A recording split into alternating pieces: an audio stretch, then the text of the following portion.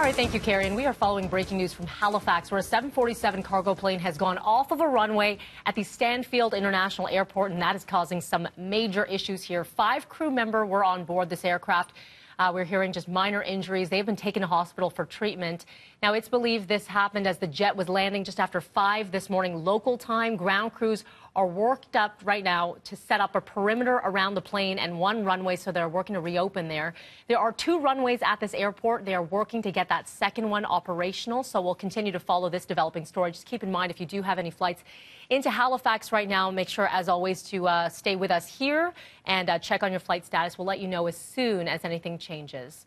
All right, the big story from last night, both Democrats and Republicans claiming victory today. The midterms saw the Democrats get control of the House of Representatives, the Republicans keeping the reins of the Senate. Now, the Dems capturing the 23 seats that were needed to wrestle control from the Republicans. This is the 3rd time in 12 years control of the House has flipped sides. The Democrats now, they have a say in trying to head off some of Donald Trump's controversial plans, like health care reform and building the Mexican wall. But the Republicans held on to the Senate, which ensures they can still make key conservative appointments. Now, Tammy Sutherland joins us because there are a number of milestones here stemming from yesterday's vote and some interesting storylines as well. Tammy. Yeah, that's right, Melanie. A number of firsts coming out of last night's midterms, including the election of New Mexico's Deb Haaland as the first Native American woman elected to Congress. 70 years ago, Native Americans right here in New Mexico couldn't vote. Can you believe that? I never imagined a world where I would be represented by someone who looks like me. Now, joining Haaland is the first Native Americans elected to Congress is Sharice Davids of Kansas. She is a lawyer, a former MMA fighter as well, raised by a single mother, and she is openly gay as well. Also breaking the barrier is Colorado Democrat Jared Polis, who is the first openly gay man to be elected to Congress. Tonight, right here in Colorado, we proved that no barrier should stand in the way of pursuing our dreams. We proved that we're an inclusive state that values every contribution, regardless of someone's sexual orientation or gender identity.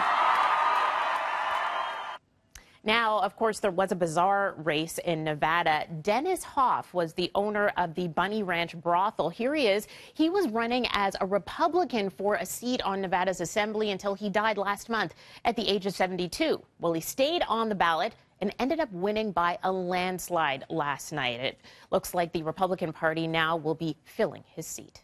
Mel, I'll send it back to you. Yeah, really interesting. Thank you so much, Tammy, for that, and we'll continue to follow this story through the morning. Meanwhile, out of Ottawa, MP Tony Clement resigning from the Conservative shadow cabinet in a sexting scandal and now claims that he is being extorted. The longtime MP for Parry Sound, Muskoka, issuing a statement which reads in part, "Over the last 3 weeks, I have shared sexually explicit images and a video of myself to someone who I believed was a consenting female recipient. The recipient was, in fact, an individual or party who targeted me for the purpose of financial extortion." Conservative leader Andrew Scheer says in a statement that he is greatly disappointed with Clement's actions, but is encouraged that he has decided to seek help. Clement has also apologized to his family, colleagues, and constituents and says the RCMP, again, is investigating. Well, we have some sad news to share with you here. The former CEO of television at Rogers, our parent company here at CityTV, has died under tragic circumstances.